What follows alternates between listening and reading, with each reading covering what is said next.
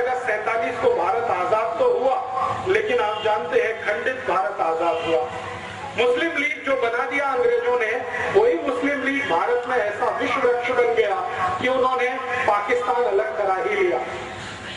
मुस्लिम league ने जो पाकिस्तान अलग कराया भारत देश से, इसमें अंग्रेजों ने पूरी भूमिका निभाई।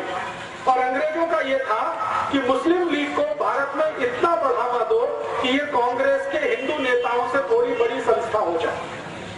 तो मुस्लिम लीग का सारा फंड अंग्रेजों के यहाँ से आता था। आपको सुनकर आश्चर्य होगा, मोहम्मद अली जिन्ना जितना भी पैसा खर्च किया वो सब अंग्रेजों ने डोनेशन में दिया।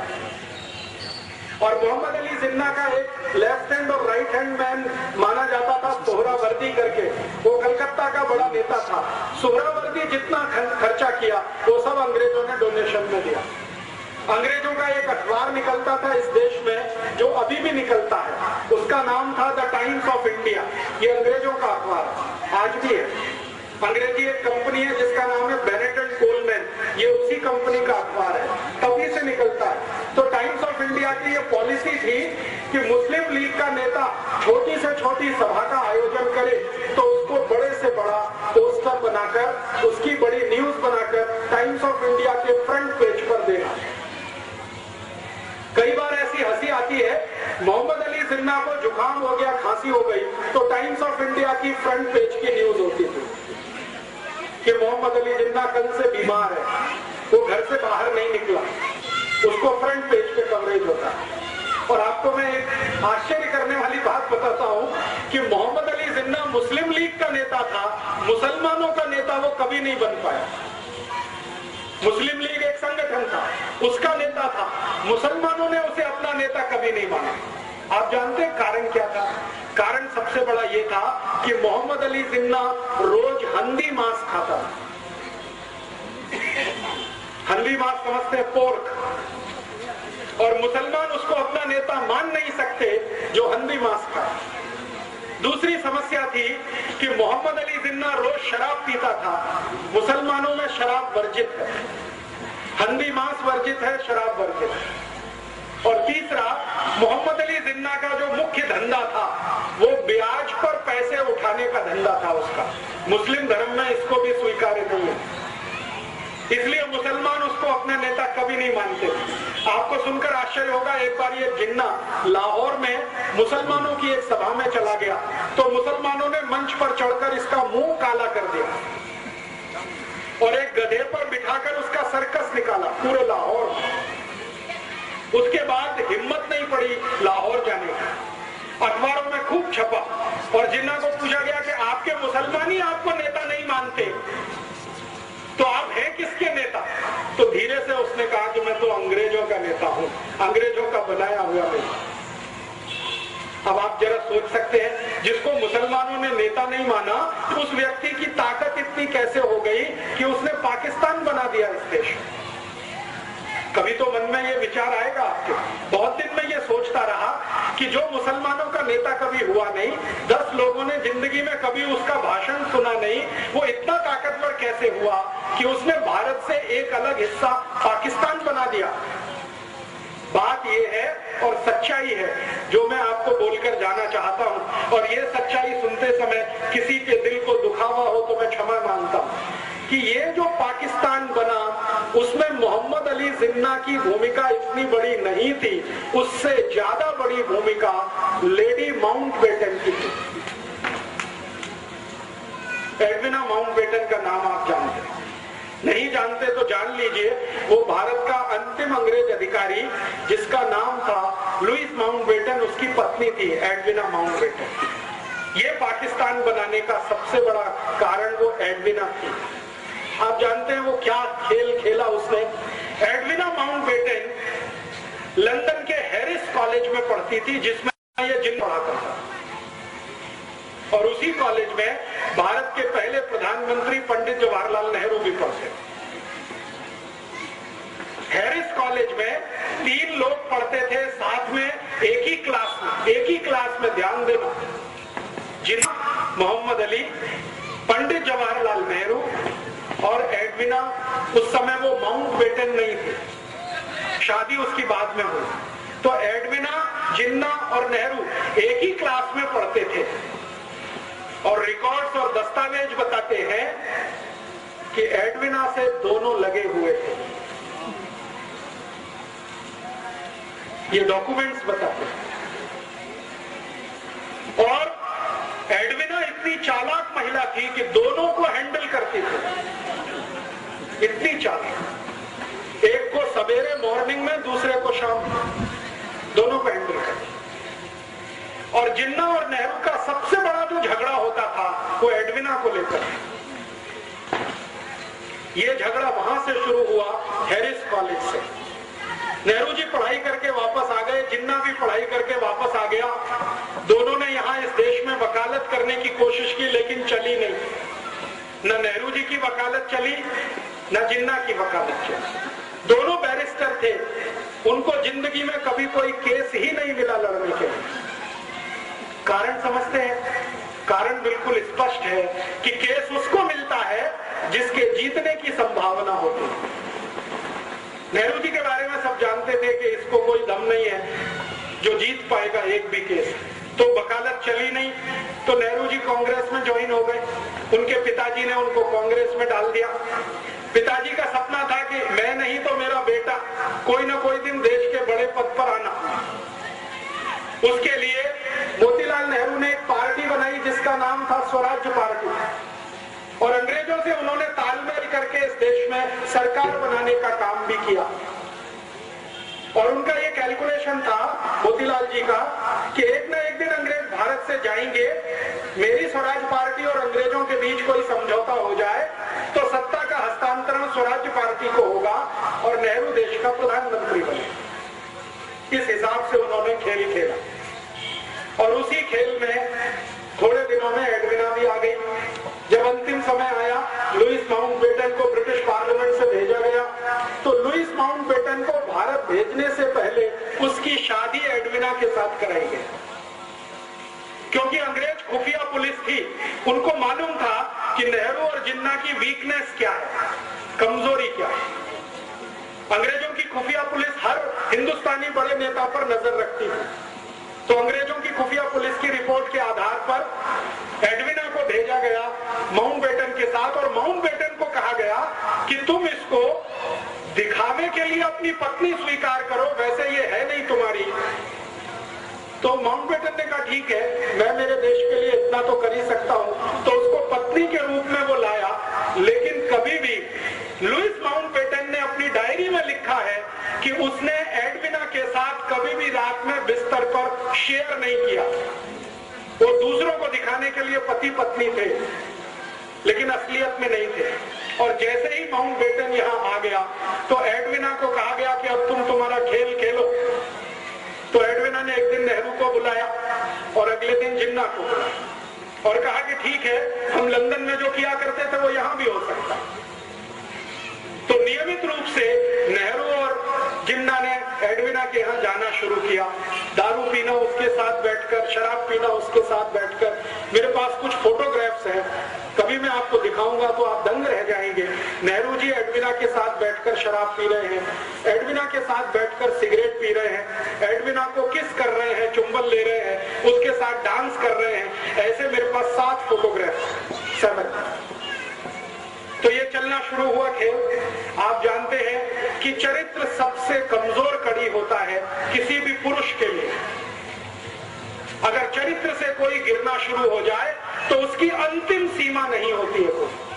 वो कहां तक जाएगा कोई नहीं जानता। हमारे भारत में एक पुरानी कहावत कही जाती है और वो पुरानी कहावत है, if wealth is lost nothing is lost. आपका पैसा चला गया तो चिंता मत करिए, फिर से आ जाए।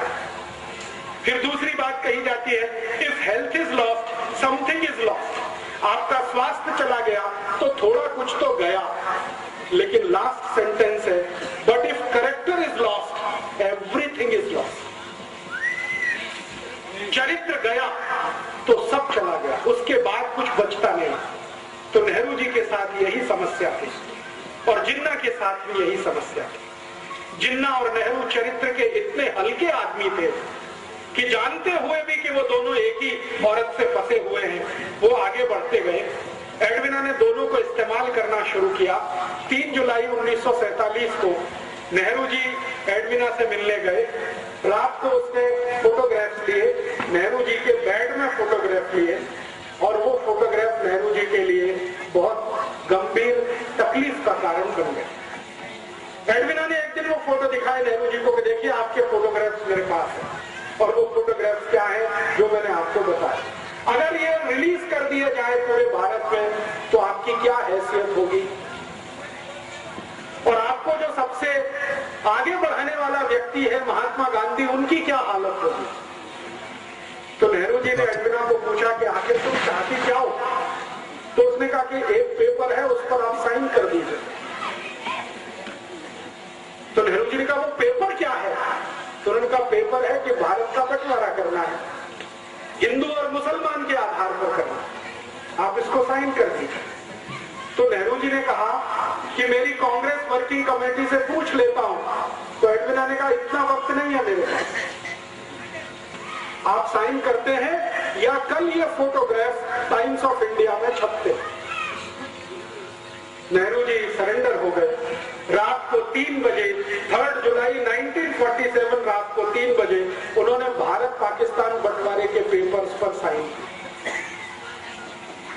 अगले दिन सवेरे उसने जिन्ना को बुलाया, एडविना ने, और जिन्ना के साथ उसने यही खेल खेला। उन्होंने कहा मिस्टर जिन्ना आपके कुछ फोटोग्राफ्स मेरे पास हैं, आप चाहें तो मैं उन्हें टाइम्स ऑफ इंडिया में रिलीज करती हूं।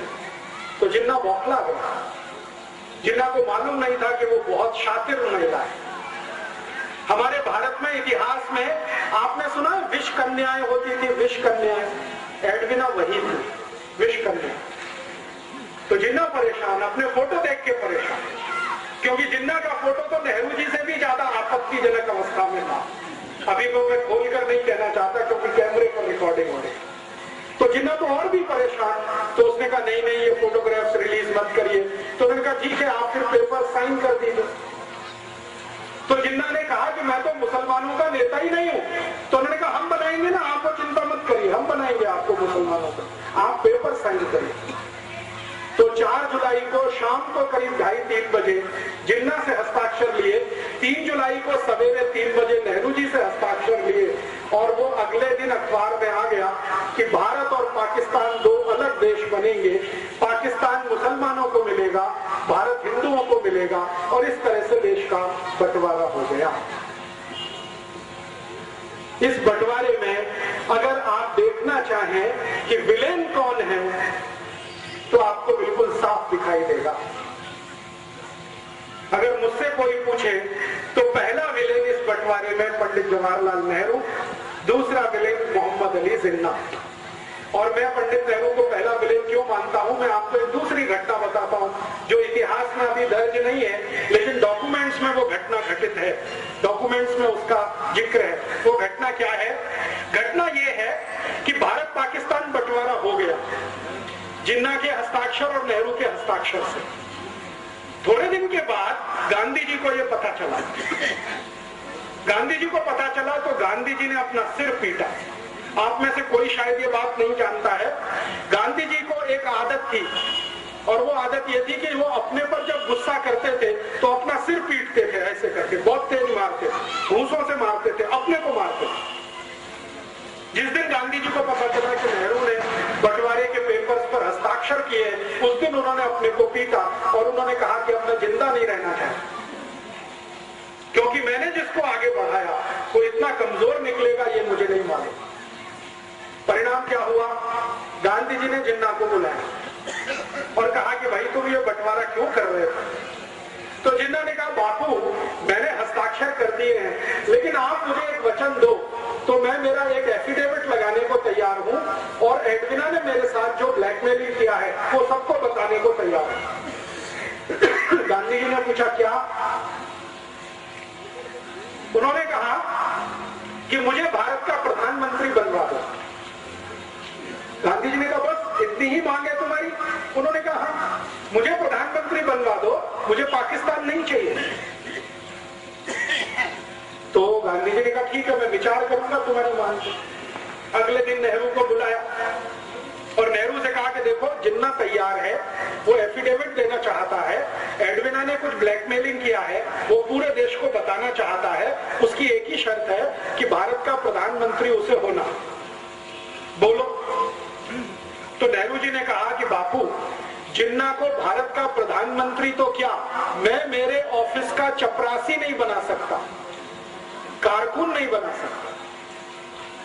तो गांधी जी ने कहा तुमको जिन्ना से इतनी दुश्मनी क्यों है?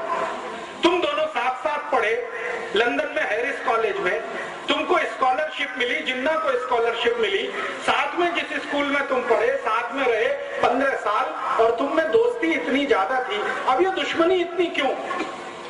तो नेहरू जी ने असलियत नहीं बताई। जिन्ना और नेहरू जी की जो दुश्मनी थी उसका कारण था एडविना, और कोई दूसरा कारण नहीं था। गांधी जी को बताया नहीं। नेहरू जी ने कहा कि मैं तो प्रधानमंत्री तो क्या चपरासी नहीं बना सकता। तो गांधी जी ने कहा कि फिर क्या होगा, देश का बंटवारा। तो उन्होंने कहा कि ठीक है, बंटवारा हो जाए, मुझे उसमें कोई आपत्ति नहीं। तो गांधी जी ने कहा कांग्रेस तो तैयार नहीं है इसके लिए। तो उन्होंने कहा ठीक है, कांग्रेस थोड़े दिन में तैयार हो जाएगी। ऐसे करके गांधी जी और नेहरू जी का वार्तालाप पूरा हुआ। फिर गांधी जी ने कांग्रेस वर्किंग कमेटी की मीटिंग बुलाई। 15 उसमें सदस्य थे।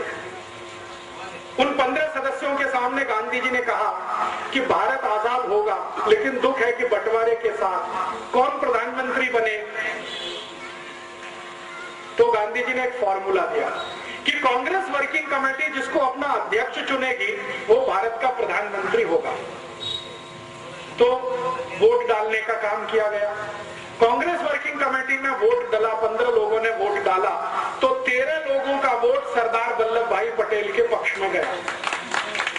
13 लोग। एक वोट पंडित जवाहरलाल नेहरू के पक्ष में गया, और एक व्यक्ति कांग्रेस वर्किंग कमेटी में एब्सेंट हो गया, वो वोट डालने नहीं आया। और जो व्यक्ति एब्सेंट था वो अनुग्रह नारायण सिन्हा नाम के एक व्यक्ति थे, पटना से थे, बिहार से। वो एब्सेंट हो गए। तो एक वोट नेहरू को, 13 वोट पटेल को। गांधी जी के फॉर्मूले के अनुसार पटेल भारत के प्रधानमंत्री बने, क्योंकि वर्किंग कमेटी ने अध्यक्ष चुना। जब नेहरू जी को पता चला कि वो इलेक्शन में हार गए, तो वो फिर गांधी जी के पास आए, और उन्होंने जो वाक्य बोला वो मैं आपको ऐसे का ऐसे ही सुना था। उन्होंने कहा बापू, अगर मैं भारत का प्रधानमंत्री नहीं बना तो कांग्रेस को तोड़ दूंगा, और टूटी हुई कांग्रेस से अंग्रेजों का समझौता होगा, और पावर ट्रांसफर मुझे होगी, क्योंकि अंग्रेजों ने पहले से ये तय किया हुआ। और ये बात सही है। ब्रिटिश पार्लियामेंट में ये तय हो गया था कि भारत में कभी सत्ता का हस्तांतरण करना पड़े तो नेहरू के हाथ में ही सत्ता देनी है। क्यों? क्योंकि विंस्टन चर्चिल और क्लेमेंट आर एटली, जो 2 बड़े लीडर थे उस समय इंग्लैंड के, एटली प्राइम मिनिस्टर था, Churchill leader of the opposition था, दोनों का ये मानना था कि ये नेहरू अपना ही आदमी है, शरीर से दिखने में हिंदुस्तानी है, आत्मा इसकी अंग्रेजों वाली है, इसको सत्ता दे दो तो भारत हमारे ही कब्जे में रहेगा, ऐसा मान लो। तो ब्रिटिश पार्लियामेंट ने प्रस्ताव कर दिया था। नेहरू जी को उसकी जानकारी हो गई थी। नेहरू जी ने इस पर गांधी जी को ब्लैकमेल किया और कहा कि मैं अगर सत्ता में नहीं आया तो कांग्रेस को तोड़ूंगा। और अंग्रेजों ने घोषणा की थी कि कांग्रेस अगर टूट भी गई तो नेहरू वाली कांग्रेस को वो पावर ट्रांसफर करके भारत से चले जाएंगे।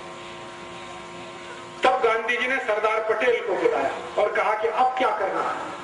तो सरदार पटेल ने कहा कि देश का एक बंटवारा और हो, ये मुझे मंजूर नहीं है, मैं मेरा वापस लेता हूं, आप नेहरू को प्रधानमंत्री पद की शपथ करवाइए। तो गांधी जी ने कहा कि मैं प्रधानमंत्री पद की शपथ उसको नहीं करा सकता, क्योंकि मेरा दिल अब उससे हट गया है। ये जरूर है कि तुम मंत्रिमंडल में आ जाओ, डिप्टी प्राइम मिनिस्टर की पोस्ट पे रहो, ताकि नेहरू के ऊपर कंट्रोल रहे, और मैं तो जाऊंगा नहीं ऐसे किसी समारोह में जहां नेहरू को प्रधानमंत्री पद की शपथ दिलाई जाएगी। और आप जानते हैं कि 15 अगस्त 47 को जब शपथ ग्रहण समारोह हुआ, गांधी जी उसमें नहीं गए। गांधी जी नहीं गए। गांधी जी उस समय बंगाल के एक गांव में थे, नोआखाली में। ये गांव अभी बांग्लादेश में चला गया। तो नोआखाली के गांव में गांधी जी थे, करीब करीब दिल्ली से ये 1700 किलोमीटर दूर है नोआखाली। गांधी जी दिल्ली में नहीं थे, ट्रांसफर ऑफ पावर हुआ है। गांधी जी ये कहा करते थे स्वतंत्रता नहीं आई है, आजादी नहीं आई है, सत्ता का हस्तांतरण हुआ है बस। और जो गांधी जी बोलकर नहीं गए और वो उनके कहने में समझ में आता है, वो मैं कह देता हूँ। गांधी जी ये मानते थे कि गोरे अंग्रेजों की सत्ता किसी काले अंग्रेज के हाथ में आई, इसलिए वो सत्ता के समारोह में शामिल नहीं हुए। और आप फिर जानते हैं, इतिहास आपके सामने है, जिन्ना अलग पाकिस्तान का बन गया, ये बन गया। एक घटना बीच में और हुई थी, वो भी मैं समझा दूं आपको, तो समझ में आएगा नेहरू जी का चरित्र। गांधी जी को एक डॉक्टर मिलने आया एक बार, और ये घटना आजादी मिलने से थोड़े दिन पहले की है। गांधी जी कलकत्ता के पास नोआखाली में थे, एक डॉक्टर आया। वो डॉक्टर ने गांधी जी को परिचय दिया कि मैं मोहम्मद अली जिन्ना का पर्सनल फिजिशियन हूँ।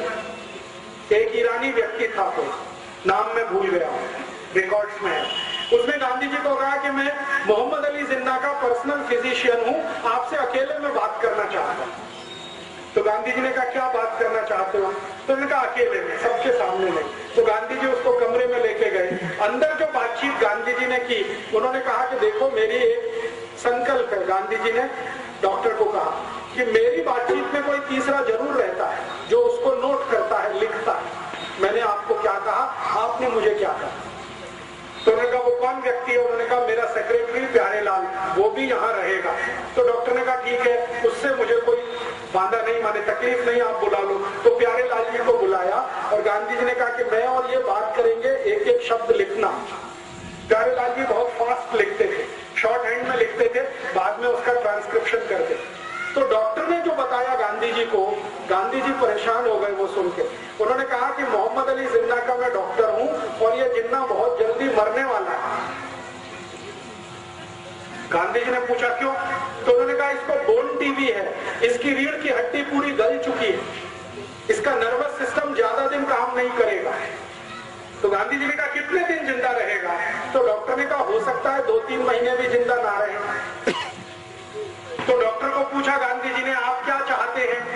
तो उन्होंने कहा मेरी एक इच्छा है कि आप किसी तरह नेहरू को समझा दो, 2-3 महीने ये जिंदा रहेगा, इसको भारत का प्रधानमंत्री बना दो, देश का बंटवारा तो नहीं होगा। तो गांधी जी ने कहा कि तुम्हारी यह बात में अगर सच्चाई है तो मैं जरूर प्रयास करूंगा। फिर उन्होंने नेहरू को बुलाया और कहा देखो नेहरू, ये मरने वाला है जिन्ना, ज्यादा दिन जिंदा नहीं रहेगा, इसको बोन टीबी हो गई है, इसका डॉक्टर कहता है कि 2-3 महीने से ज्यादा जिंदा नहीं रहेगा, तुम क्यों अड़े हुए हो? इसको प्रधानमंत्री बन जाने दो, 2-3 महीने के बाद तुम बन जाना, देश तो एक रहेगा। तब नेहरू ने फिर वही बात कही कि मैं जिन्ना को मेरे ऑफिस का चपरासी नहीं बना सकता, प्रधानमंत्री कैसे बनने दूं? तो नेहरू की जिद और जिन्ना का ब्लैकमेलिंग, ये दोनों मिलकर भारत का बंटवारा कर गए और इसमें भारत टूटा। भारत और पाकिस्तान दो अलग देश बने, किसी सिद्धांत के आधार पर नहीं, कोई विचार के आधार पर नहीं, सिर्फ प्रधानमंत्री पद की कुर्सी के कारण। और मैं अभी सब लोगों को ये बोलता हूं कि नेहरू जी तो स्वर्गवासी हो गए 1964 में, लेकिन उनकी आत्मा अब भारत के उन सब नेताओं में प्रवेश कर चुकी है जो कुर्सी के लिए कुछ भी करने को तैयार। वो तो मर गए 27 मई 1964 को। और आप में से शायद कोई जानता है या नहीं, नेहरू जी की मृत्यु बहुत ही दुखद थी। उनको सबसे खराब वो बीमारी हुई थी जिसको सेक्सुअल ट्रांसमिटेड डिसीज कहा जाता है, STD, आज का एड्स कह सकते हैं। STD उनको था और उनकी मृत्यु के समय जिस डॉक्टर ने उनको एग्जामिन किया था वो बताता है कि नेहरू जी का शरीर सड़ गया, कीड़े पड़ गए थे। बहुत दुखद मृत्यु। नेहरू जी की मृत्यु के समय उनके परिवार की जो महिला उनके साथ में थी, उसकी लिखी हुई डायरी में ये है कि नेहरू जी के अंग सड़ गए थे, शरीर के कीड़े पड़ गए थे उसमें, इसलिए वो प्रधानमंत्री पद से छुट्टी लेकर देहरादून गए थे छुट्टी बिताने के लिए, लेकिन वहां से वापस नहीं आए, तो वो तो चले गए, पाकिस्तान बनवा गए इस देश में। जिन्ना का क्या हुआ, भारत पाकिस्तान जैसे ही अलग हुए उसके लगभग 7वें महीने में जिन्ना मर गया। बंटवारा हो गया 14 अगस्त 1947 और इसके ठीक 7वें महीने में जिन्ना मर गया। तो उधर पाकिस्तान जिसने बनाया वो पाकिस्तान का मजा नहीं ले पाया कभी, और पाकिस्तान जिनके लिए बनाया वो पाकिस्तान कभी गए नहीं। आप जानते हैं पाकिस्तान बनाने का जो सबसे बड़ा लॉजिक था वो ये कि भारत में रहने वाले मुसलमान वहां जाएंगे और उनके लिए पाकिस्तान बनेगा। वो यहां से गए नहीं, वो यहां है, शिया हो चाहे सुन्नी हो, वो भारत में ही है, वो पाकिस्तान गए नहीं। और जिन्होंने कभी पाकिस्तान माना नहीं उनके सिर पर यह पाकिस्तान थोप दिया गया। वो अफगानिस्तान की सीमा पर रहने वाले जो बलूची लोग हैं ना, उनके ऊपर जबरदस्ती ये थोप दिया। आज पाकिस्तान क्या है आप जानते हैं, सारा का सारा पाकिस्तान ऐसी समस्याओं से घिरा हुआ है जो उसके जन्म से शुरू हुई, और जन्म से जो समस्या शुरू हुई जिन्ना के द्वारा, उसी का दुष्परिणाम है कि आज तक उस देश में कभी लोकतंत्र नहीं रह पाया, प्रजातंत्र नहीं रह पाया, हमेशा किसी सैनिक ने उसका शासन किया। और आज भी आप जानते हैं परवेज मुशर्रफ उन्हीं सैनिकों का रूप है जो जिन्ना के द्वारा पल्लवित और पोषित हुए। लेकिन भारत को एक बड़ा नासूर दे गए, और वो नासूर ये भारत के 3 विलेज